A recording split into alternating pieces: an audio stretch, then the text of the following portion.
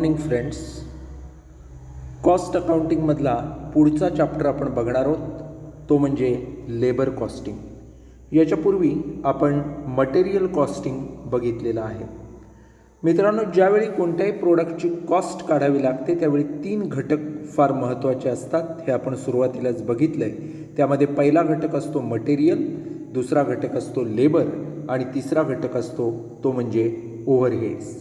पैकी लेबर या घटकासंबंधी आपण माहिती बघणार आहोत लेबर कॉस्टिंगमध्ये.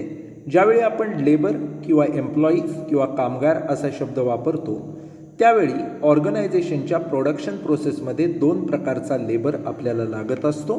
पैकी एक असतो डायरेक्ट लेबर आणि दुसरा असतो इनडायरेक्ट लेबर. आता हा डायरेक्ट लेबर आणि इनडायरेक्ट लेबर काय प्रकार आहे ते आपण सुरुवातीला बघूयात. डायरेक्ट लेबर म्हणजे काय?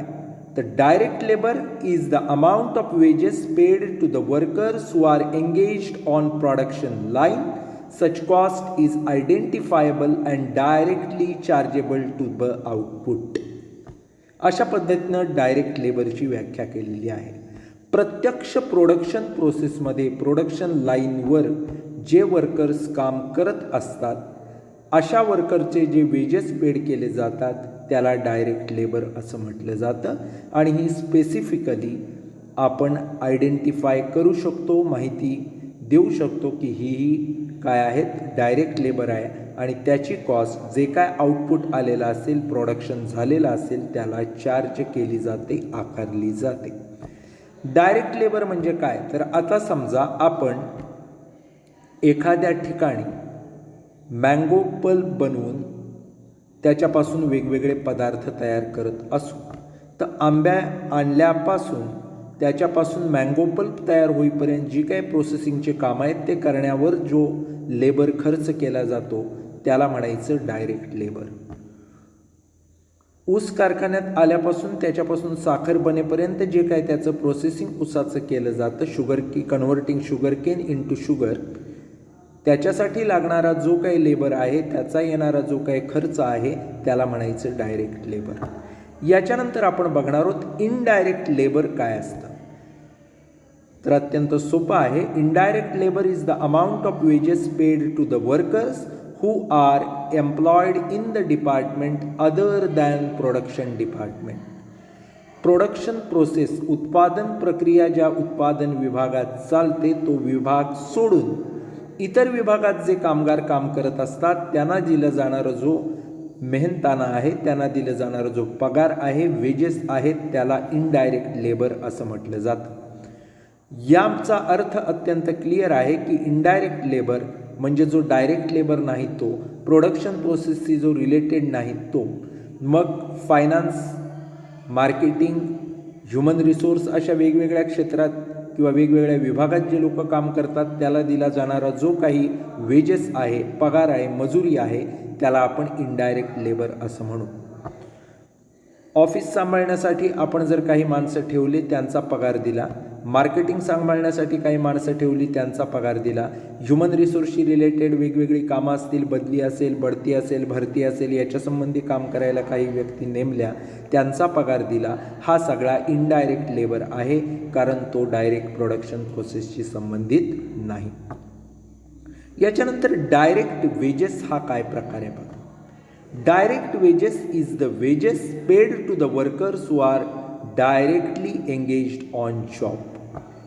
याच्या उलट इनडायरेक्ट वेजेस म्हणजे काय आहे बघा.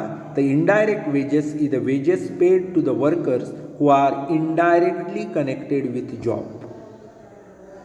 जे व्यक्ती जॉबशी, कुठल्याही कामाशी प्रत्यक्ष संबंधित आहेत त्यांचा जर आपण पगार केला, मजुरी दिली तर ते झाले direct wedges.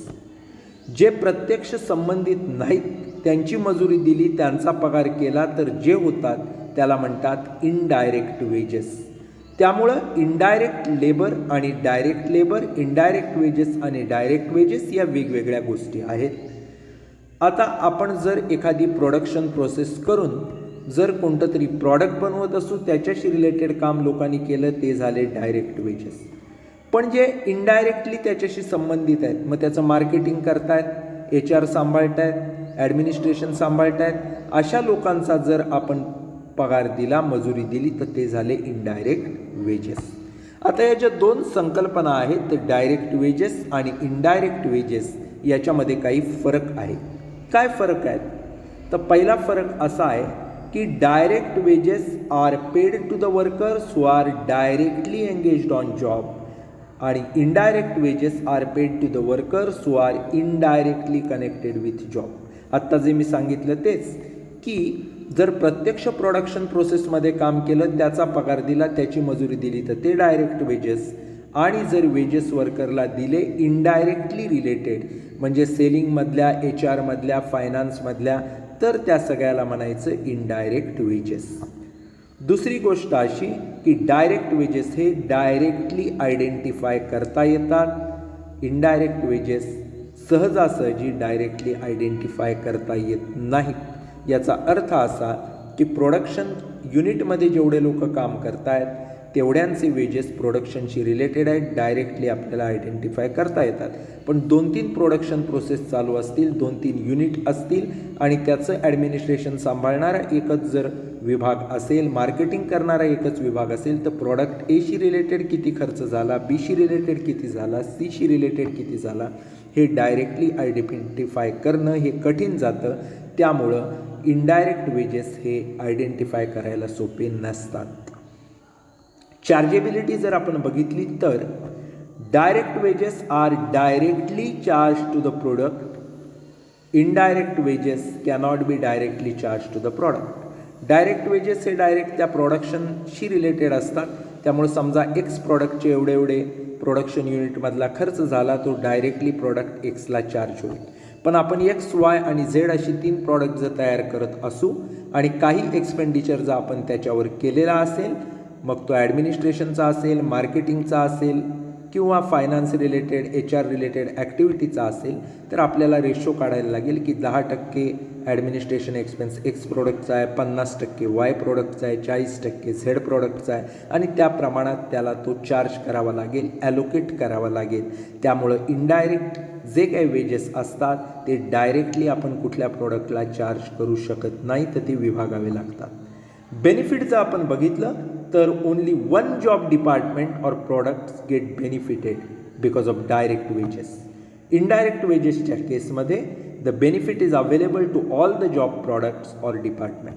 Direct wages specific related असतात. X product means X product, जे काय प्रोडक्शनचा खर्च आला ते त्याचे डायरेक्ट वेजेस. इनडायरेक्टचं तसं नाही.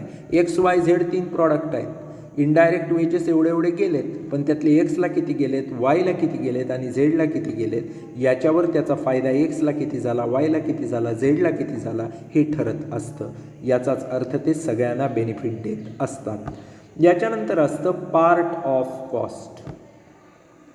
डायरेक्ट वेजेस हे प्राईम कॉस्टचा पार्ट आहेत. इनडायरेक्ट वेजेस हे फॅक्टरी कॉस्टचा किंवा फॅक्टरी ओव्हरहेड्सचा पार्ट आहे.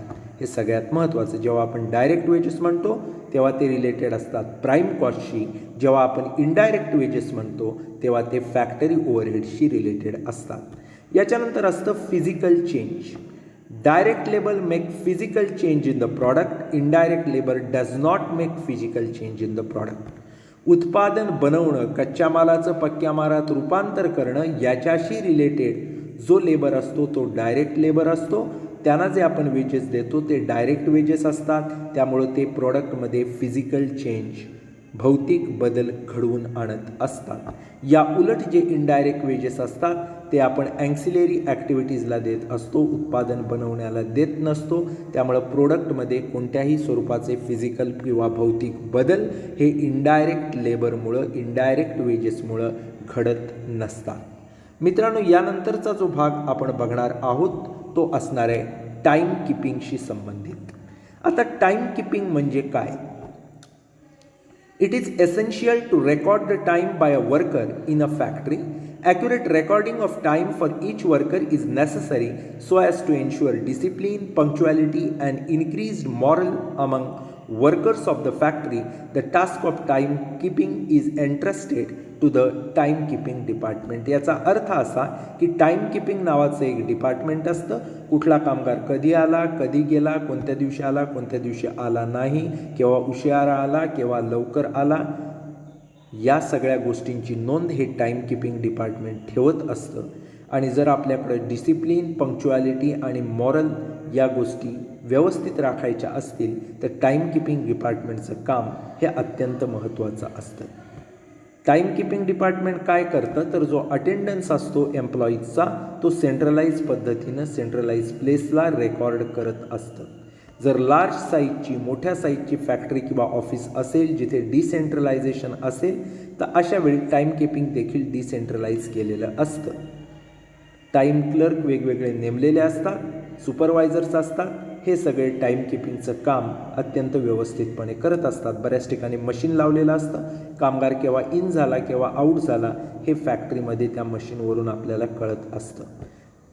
Normal working hours, overtime working असेल तर त्या प्रत्येकाचं रिपोर्टिंग, प्रत्येकाचं टाईम किपिंग हे वेगवेगळं केलं जात असतं. ज्यावेळी आपण टाईम किपिंग असं म्हणतो त्यावेळी त्याच्या प्रामुख्यानं 2 आस्पेक्ट येतात, 2 भाग येतात. पहिला भाग असतो की maintenance of record of attendants which serves administrative and payment purposes आणि दुसरा असतो maintenance of job cards which required for costing purpose. This aspect is commonly known as time booking. तर टाईम किपिंग याच्यामध्ये 2 भाग असतात. एक असतं टाईम किपिंग आणि दुसरं असतं टाईम बुकिंग. टाईम किपिंगमध्ये काय असतं तर टाईम किपिंगमध्ये असतं की जे काही लोक आलेत त्यांचा अटेंडन्स ठेवणं, ते ॲडमिनिस्ट्रेटिव्ह कामाला, त्यांचं पेमेंट काढायला उपयोगी ठरतं. दुसरं मेंटेनन्स ऑफ जॉब कार्ड म्हणजे जॉब कार्ड मेंटेन करायचं असतं ज्याचा उपयोग कॉस्टिंग पर्पजसाठी होत असतो, कॉस्टिंगचं रेकॉर्ड ठेवण्यासाठी. याला प्रामुख्यानं टाईम बुकिंग असं म्हटलं जातं. ज्यावेळी आपण टाईम किपिंग असं म्हणतो त्यावेळी त्याची नक्की गरज काय, नीड ऑफ टाईम किपिंग. तर पहिली गोष्ट ही की if the workers are given freedom to attend or leave work at any time it will quite natural that other workers who are bound by strict rules of attendance and punctuality will be dissatisfied. This would bring down the level of moral among the workers. याचा अर्थ असा की जर काही कामगारांना आपण स्वातंत्र्य दिलं, कधीही या कधीही जा, तर ज्या कामगारांना आपण स्ट्रिक्टली टाईम शेड्यूल दिलेला आहे त्यांचं मॉरल, त्यांचं मनोधैर्य कमी होईल आणि एकूणच पंक्च्युअलिटीवर, अटेंडन्सवर परिणाम होईल. या गोष्टीमुळं टाईम किपिंग करणं हे अत्यंत महत्त्वाचं असतं. दुसरी जी गोष्ट असते ती म्हणजे even if the workers are paid on basis of piece rate, certain other payments like overtime wages, dearness allowance, bonus, leaves with pay and guaranteed minimum wages are based on their attendance. काही वेळा किती पीसचं उत्पादन केलं याच्याशी वर्करचे wages multiplied by number of pieces याच्याप्रमाणे केलेले असते. पण असं असलं तरी जो आपण DA देतो, बोनस देतो, ओव्हरटाईमचे पैसे देतो, लिव्ह बेनिफिट देतो किंवा मिनिमम वेजेस ॲक्टनुसार गॅरंटेड असतात, हे सगळं करण्यासाठी टाईम किपिंग करणं, त्यांचा अटेंडन्स ठेवणं, ते केव्हा आले केव्हा गेले याचं रेकॉर्ड ठेवणं हे अत्यंत गरजेचं असतं. तिसरी गोष्ट असते ती म्हणजे in the absence of any check on attendance the factory output may fall below the target. This will result into other disadvantages like disruption of production schedules, bottlenecks, idle time and increased cost of production. जर आपण हे time keeping व्यवस्थित ठेवलं नाही, attendance वर्करचा व्यवस्थित ठेवला नाही तर काय होईल, आउटपुट कमी होईल, प्रोडक्शन प्रोसेसची शेड्यूल डिस्टर्ब होतील, अनेक वेळा आयडल टाईम होईल म्हणजे कामगार आहेत पण त्यांनी कामच केलं नाही, प्रोडक्शनची कॉस्ट जी असेल ती आपोआप वाढेल. हे सगळं जर टाळायचं असेल तर टाईम किपिंग आपल्याला करावं लागतं. याच्यानंतर असतं की there are certain payments that are to be made on basis of continuity of service of a worker. काही पेमेंट अशा असतात की ज्या सर्व्हिसमध्ये तो वर्कर कंटिन्यू असेल तर त्याला द्याव्या लागतात. त्यामुळं त्याचा अटेंडन्स ठेवणं हे गरजेचं असतं. उदाहरणार्थ पेन्शन असेल, ग्रॅच्युइटी असेल रिटायरमेंटची, प्रॉव्हिडंट फंड असेल, या सगळ्या गोष्टी कंटिन्युटी इन सर्व्हिस, सेवा नियमित स्वरूपाची असेल तरच दिल्या जातात. त्यामुळं त्याचं रेकॉर्ड ठेवणं गरजेचं आहे. Time recording becomes necessary where the rates of overhead recovery are based on labour hours. आता ज्या ठिकाणी ओव्हरहेडचे रेट जे आहेत ते लेबर आवरवर कॅल्क्युलेट करायचे असतील तर अशा वेळी टाईम रेकॉर्डिंग महत्त्वाचं आहे. किती तास काम झालं त्या फॅक्टरीमध्ये, याच्यावर जे इतर ओव्हरहेड्स असतात ॲडमिनिस्ट्रेटिव्ह, सेलिंग, डिस्ट्रीब्युशन, त्याचे रेट जर आपल्याला ठरवायचे असतील किंवा फॅक्टरी ओव्हरहेडचे, तर अशा वेळी नक्की किती अवर्स झाले हे आपल्याला रेकॉर्ड ठेवणं गरजेचं आहे.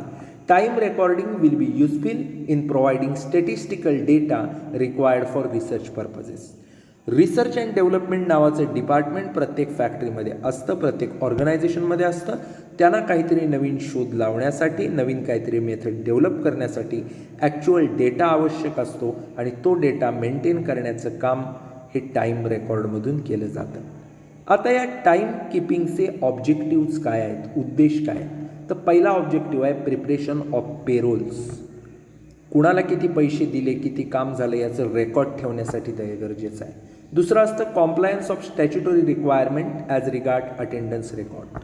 कामगारांचा अटेंडन्स ठेवण्याच्या ज्या काही कायदेशीर तरतुदी आहेत त्यांच्याशी कॉम्प्लायन्स राखण्यासाठी, मग तो कंपनीज ॲक्ट असेल, एम्प्लॉईच्या बेनिफिट्सचे वेगवेगळे कामगार कायदे असतील, याच्यासाठी आपल्याला टाईम किपिंग केलं पाहिजे. Estimation of labour cost of product, operation or service. एखादं प्रॉडक्ट बनवत असताना त्याला किती लेबर लागतो, एखाद्या प्रोसेसला किती लेबर लागतो, एखादी सर्व्हिस प्रोव्हाइड करायला किती लेबर लागतो, याचं ॲक्च्युअल रेकॉर्ड कळण्यासाठी आपल्याला टाईम किपिंग केलं पाहिजे. त्याच्यानंतर असतं ते म्हणजे conduct of research studies in respect of labour cost, productivity, idle time etcetera. कामगारांचं जर नीट रेकॉर्ड ठेवलं तर त्या माध्यमातून किती लेबर कॉस्ट लागली, प्रॉडक्टिव्हिटी किंवा उत्पादन क्षमता किती आहे, आयडल टाईम म्हणजे वाया जाणारा वेळ किती आहे, या सगळ्याचं नीट संशोधन करता येऊ शकतं. Fixation of wedges rate. याच्यामध्ये मित्रांनो, ज्यावेळी आपल्याला एखादं उत्पादन करायला किती वेळ लागतो, त्यातून किती फायदा मिळतो, त्याची कॉस्ट किती असते हे कळतं, तेव्हा आपल्याला वेजेसचा रेट ठरवणं सोपं जातं. त्यामुळे टाईम किपिंग गरजेचं आहे. Installation of wedges incentive plans. आता जर कामगारांनी कमी वेळात क्वालिटीचं जास्त काम करावं असं वाटत असेल तर त्यांना वेगवेगळे इन्सेंटिव्ह द्यायचे असतात. हे इन्सेंटिव्ह ठरवण्यासाठी टाईम किपिंग हे गरजेचं आहे. Submission of data required for adjudication. ॲडज्युडिकेशनसाठी जो डेटा लागणार असतो तो प्रोव्हाइड करण्यासाठी आपल्याला लेबरचं टाईम किपिंग करणं हे गरजेचं असतं. त्याच्यानंतर काही फंक्शन्स किंवा कार्य असतात टाईम किपिंग डिपार्टमेंटची. दोन महत्त्वाची फंक्शन असतात. पहिलं असतं to maintain and provide accurate record of each workers time in and out during normal factory or office hours and over time. Normal फॅक्टरीचं फंक्शनिंग चालू असेल, नॉर्मल वर्किंग अवर्स असतील तेव्हा, आणि ओव्हर टाईम चालू असेल तेव्हा, अशा दोन्ही वेळेला कोणता कामगार कधी आला, कधी गेला, किती तास काम केला, याचं रेकॉर्ड ठेवण्याचं कार्य हे सगळ्यात महत्त्वाचं असतं टाईम किपिंग डिपार्टमेंटचं. दुसरं कार्य असतं ते म्हणजे to maintain the attendance record and report the time of each employee for each department, operation or production order. एखादं डिपार्टमेंट असेल, एखादी प्रोसेस असेल, एखादा प्रोडक्शन युनिट असेल, ज्यात काम करणाऱ्या कामगाराचं अटेंडन्सचं रेकॉर्ड, तो किती वाजता येतो, किती वाजता जातो, किती तास काम करतो, याचं रिपोर्टिंग करण्याचं काम हे टाईम किपिंग डिपार्टमेंट करत असतं. त्यामुळं पहिलं म्हणजे कधी आला, कधी गेला, नॉर्मल वर्किंग अवर्सला, त्याचप्रमाणे ओव्हर टाईमला कोणता कामगार, याचं रेकॉर्ड ठेवणं, आणि त्यानं किती तास काम कोणत्या प्रोडक्शनवर केलं, कोणत्या प्रोसेसवर केलं, कोणत्या डिपार्टमेंटला केलं, याचं रेकॉर्ड ठेवण्याचं काम हे टाईम किपिंग डिपार्टमेंट करत असतं. पुढचा जो भाग असतो तो म्हणजे requisites of ideal time keeping system. एखादी टाईम किपिंगची सिस्टीम जर आपल्याला आयडियल ठेवायची असेल, चांगली ठेवायची असेल, तर त्याच्यात काय काय असलं पाहिजे. तर पहिली गोष्ट असली पाहिजे, under no circumstances a worker should be able to act as proxy of another worker. एखाद्या कामगारानं दुसऱ्या कामगाराची अटेंडन्स लावता कामा नये, त्याच्या बदली तो आहे असं दाखवता कामा नये, हे झालं पाहिजे. मग त्यासाठी बायोमेट्रिक किंवा अशी काहीतरी सिस्टीम राबवली पाहिजे की तोच वर्कर व्यवस्थित आयडेंटिफाय झाला पाहिजे. दुसरं असतं a responsible officer should be present at the factory gate so as to make sure that the prescribed procedure is properly followed. कोणता कामगार आला तो एक्झॅक्ट आयडेंटिफाय होईल. एकदा आत गेलेला कामगार तिथंच काम करेल, पुन्हा पुन्हा बाहेर जाईल, आत येईल असं होणार नाही. याच्यासाठी एखादा रिस्पॉन्सिबल ऑफिसर फॅक्टरी गेटला असला पाहिजे, म्हणजे टाईम किपिंगची प्रोसिजर व्यवस्थित होईल. त्याच्यानंतर असतं ते म्हणजे even the workers who are paid on piece rate basis should be required to record attendance. फक्त रेग्युलर लेबरचाच नाही, तर ज्यांना पीसच्या बेसिसवर एवढं उत्पादन युनिटचं केलं ते एवढे पैसे असं तिथे रेकॉर्ड ठेवून दिले जातात पैसे, अशा लोकांचा पण रेग्युलर अटेंडन्स टाईम किपिंग डिपार्टमेंटनी ठेवला पाहिजे. त्याच्यानंतर असतं ते म्हणजे the workers coming late should be required to record late arrivals. एखादा कामगार उशिरा आला तर तो उशिरा आलेला आहे त्याचा एक्झॅक्ट टाईम तिथे रेकॉर्ड झाला पाहिजे. उगाच त्याचं काहीतरी चांगलं रिलेशन आहे म्हणून तो रेग्युलर टाईमला आला आहे असं दाखवता कामा नाही. त्याच्यानंतर असतं ते म्हणजे the worker should also required to record time of departure. एखादा कामगार जर जात असेल तर तो एक्झॅक्ट किती टायमिंगला गेला याचं टायमिंग व्यवस्थित रेकॉर्ड झालं पाहिजे. No worker should be allowed to leave the factory without proper authorization. For this purpose early going form should be used. एखादा कामगाराला लवकर जायचं आहे तर प्रॉपर ॲथॉरिटीकडून त्यानं त्याची परमिशन घेतली पाहिजे. त्याच्यासाठी लवकर जाणाऱ्या एखादा वर्कर असेल त्याच्यासाठी अर्ली गोईंग फॉर्म म्हणून एक फॉर्म दिला पाहिजे, जो फॉर्म भरून त्यानं सबमिट केला पाहिजे आणि त्यानं फॅक्टरीतून गेलं पाहिजे. Correct adjustment from time to time of the time recording clock should be ensured. Any mechanical disorder should be promptly attended and rectified. आपल्याकडे जर टाईम किपिंगचं क्लॉक असेल, ज्या घड्याळावर आपण टाईम वर्करचा आल्याचा गेल्याचा काम केल्याचं ठरवत असू ते प्रॉपरली ॲडजस्ट केलं पाहिजे, ते चांगल्या कंडिशन असलं पाहिजे. त्याच्यामध्ये काही बिघाड झाला तर तो लगेचच्या लगेच अटेंड करून आपण रेक्टिफाय केला पाहिजे. The system must ensure smooth on quick recording of time. आणि टाईम किपिंग सिस्टीममध्ये कधीही अत्यंत स्मूथली आणि वेळच्या वेळी टाईमचं रेकॉर्डिंग झालं पाहिजे. या सगळ्या गोष्टी टाईम किपिंगमध्ये असणं हे अत्यंत गरजेचं असतं. याच्यानंतरचा जो भाग असतो तो म्हणजे methods of recording attendance time. मित्रांनो, methods of recording attendance time म्हणजे काय, तर आपण जो अटेंडन्स ठेवत असतो, टाईम किपिंग करत असतो, त्याच्यासाठी काही पद्धती वापरल्या जातात. कोणत्या पद्धती वापरल्या जातात तर 3 पद्धती आहेत. बघा स्लाईडमध्ये तुम्हाला दिसत आहेत. पहिली पद्धत असते हँड रिटन रेकॉर्ड मेथड. दुसरी पद्धत असते चेक टोकन किंवा डिस्क मेथड. तिसरी असते टाईम रेकॉर्डिंग क्लॉक मेथड. पहिली पद्धत आहे हँड रिटन रेकॉर्ड, ज्याला आपण रजिस्टर मेथड असं सुद्धा म्हणू शकतो. याच्यामध्ये टाईम बुक, टाईम रजिस्टर हे मेंटेन केलेले असतात. टाईम किपर जो असतो तो कुठलाही कामगार कधी आला आणि कधी गेला याचं टायमिंग टाईम बुकमध्ये रेकॉर्ड करत असतो.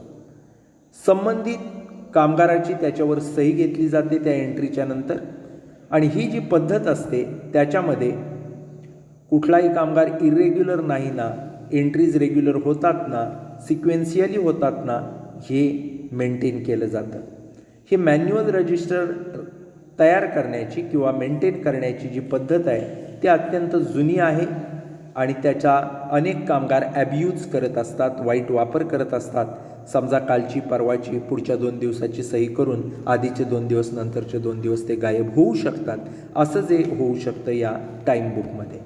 त्याच्यानंतर टाईम रजिस्टर हा काय प्रकार असतो तर टाईम रजिस्टर हे गेटवरती फॅक्टरीच्या किंवा ऑफिसच्या ठेवलेलं असतं. कुठलाही कामगार एम्प्लॉई आला की त्याच्या अरायव्हलचा टाईम आणि जात असेल किंवा ऑर्गनायझेशनमधून बाहेर पडत असेल तर निघण्याचा टाईम हा त्याच्यात रेकॉर्ड केला जातो. त्याच्यानंतर ऑटोग्राफिक टाईम रजिस्टर मेंटेन केलं जातं, ज्याच्यामध्ये ॲटोमॅटिकली त्याच्यावर स्टॅम्प टाकला जातो करेक्ट टाईम त्याच्या सिग्नेचरच्या अगेन्स्ट, असं देखील केलं जातं. मॅन्युअल आणि ऑटोग्राफिक रजिस्टर ह्या 2 वेगळ्या गोष्टी आहेत. मॅन्युअल रजिस्टरमध्ये आपण काही छेडछाड करू शकतो, पण जर ऑटोग्राफिक असेल, मशीन रिलेटेड असेल तर तशी छेडछाड होऊ शकत नाही. या मेथडचे जर आपण बघितलं तर काही तोटे देखील आहेत. काय तोटे आहेत तर workers have to wait when each worker has to sign his name in turn. Register maintain केलं, 10-20 वर्कर एकदम आले तर प्रत्येकाला थांबून सह्या कराव्या लागतात, वेळ वेस्ट जातो. It involves clerical work of posting of entries to individual attendance record. एका रजिस्टरवर सगळे सह्या करतात, पण त्याचा जर आपल्याला इंडिव्हिज्युअल वर्कर वाईज रेकॉर्ड करायचा असेल, 250 कामगार असतील, तर प्रत्येकाचा टाईम रेकॉर्ड करण्यासाठी क्लेरिकल काम वाढतं, त्याच्यासाठी वेगळी माणसं नेमावी लागतात, खर्च वाढतो. The workers may note down wrong time for which there is no automatic check to prevent such dishonest practices. जर मॅन्युअल रजिस्टर असेल तर कामगार खोटा टाईम लिहू शकतात, त्यामुळं ॲटोमॅटिक रजिस्टर असणं गरजेचं आहे की त्या मशीनला जर बोट लावला आपण बायोमेट्रिकला की आपला एक्झॅक्ट टाईम तो कामगार कितीला आला आहे रेकॉर्ड झालं तर ठीक, पण जर मॅन्युअल रजिस्टर असेल तर खोटा टाईम वर्कर टाकू शकतात आणि ही एक अप्रामाणिक प्रॅक्टिस, अप्रामाणिक पद्धत तिथं राहू शकते. दुसरी जी मेथड असते त्याला म्हटलं जातं चेक, टोकन किंवा डिस्क मेथड. काय प्रकारे हा चेक, टोकन किंवा डिस्क मेथड? तर या मेथडमध्ये कुठलाही कामगार असेल किंवा कोणी ऑफिसर असेल तर त्याला एक आयडेंटिफिकेशन नंबर दिलेला असतो आणि तो नंबर मेटल डिस्कला एंगेज केलेला असतो, मेटल डिस्कला जोडलेला असतो. मेटल डिस्क त्या कामगाराच्या आयडेंटिफिकेशन नंबरला आयडेंटिफाय करते, हुकवरती दाखवते, बोर्डवरती दाखवते आणि तो बोर्ड फॅक्टरी गेटला आलेला असतो, एंट्रन्सला ऑफिसच्या. जेव्हा तो कामगार तिथे एंट्री करतो त्यावेळी तो काय करतो, कामगार ती मेटल डिस्क त्याच्या आयडेंटिफिकेशन नंबर असलेली ती त्या बॉक्सवर, ट्रेवर, बोर्डवर ठेवतो. त्याच्यानंतर ते गेट रिमूव्ह केलं जातं. अशा पद्धतीनं त्याला तिथं एंट्री मिळत असते. समजा तो लेट आला तर अशा वेळी ग्रेस पिरियड आहे का की तो पण संपलाय, जादाच लेट आलाय, याच्यानुसार ते गेट उघडेल की नाही हे ठरतं. मॅक्झिमम लेट पिरियड समजा 1 तास ठेवला तर त्याच्याहूनही जास्त झाला तर त्याला ते गेट उघडतच नाही. असं जर ठेवलं तर होतं काय की टाईम क्लिपिंगचा जो क्लर्क असतो त्याला अटेंडन्स टाईम हा टाईम बुकनुसार न घेता या मेटल डिस्कनुसार ॲटोमॅटिकली घेता येतो. काम त्यांचं थोडं कमी होतं, कमी माणसात कमी खर्चात ते काम करता येतं. अशावेळी जे त्याचे फोरमन असतात, डिपार्टमेंटल हेड असतात, त्यांची परमिशन घेऊन तो कामगार आतमध्ये येऊ शकतो, पण डायरेक्टली त्याला येता येत नाही. काय फायदे आहेत याचे? फायदे असे आहेत तर ही अत्यंत सोपी पद्धत आहे, कारण एकदा का टोकन किंवा डिस्क त्या कामगाराला दिली की पुढचं काम मशीन ऑटोमॅटिकली करतं. इकॉनॉमिकल आहे ही मेथड. का? कारण एकदा त्या डिस्कवर खर्च केला, सिस्टीम लावली की पुन्हा त्याच्यावर फारसा रेग्युलर मॅन्युअल खर्च करावा लागत नाही. कम्पेअर्ड टू मॅन्युअल और handwritten record method it is less time consuming.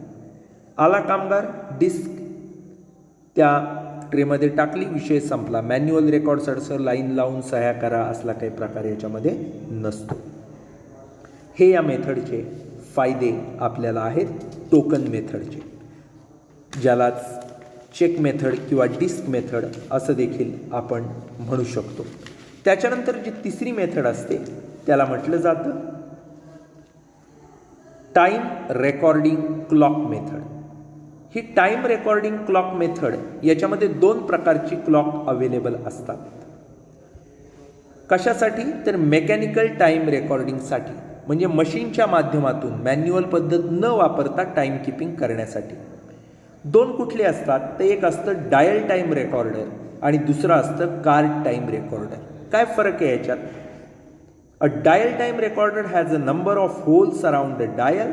There are about 160 holes. Each one of these holes bears a number which correspond to the ticket number of the token number of a particular worker. Dial time रेकॉर्डरमध्ये काय केलेलं असतं? Dial time रेकॉर्डरला वेगवेगळे hole असतात, साधारण 160 hole असतात आणि प्रत्येक होलला प्रत्येक कामगाराचा नंबर दिलेला असतो. त्या कामगाराकडे जे तिकीट किंवा टोकन असेल त्याचा नंबर पर्टिक्युलर वर्करचा हा तिथं असतो. रिडायल आर्म त्याला असतं. फॅक्टरीत तो कामगार येत असेल, ऑफिसमध्ये येत असेल की त्याला डायल आर्म प्रेस करायचं त्याच्या नंबरचं होलमध्ये की त्याचा अरायवल टाईम, आल्याचा टाईम रेकॉर्ड ॲटोमॅटिकली होतो. त्याचा जो टोकन नंबर असेल त्याच्या अगेन्स्ट हे घडत असतं. याच्यामुळे होतं काय, तर ॲक्युरसी येते, रिलायबल किंवा खरा डेटा मिळू शकतो, वेळ लागत नाही याला फारसा, आणि अटेंडन्स टाईम ॲक्युरेटली रेकॉर्ड होऊन थोड्या इकॉनॉमिकली किंवा कमी खर्चात हे घडत असतं. तोटे काय याचे, तर डायल टाईम रेकॉर्डरला लिमिटेड कॅपॅसिटी आहे, मॅक्झिमम 160 आहेत वर्कर.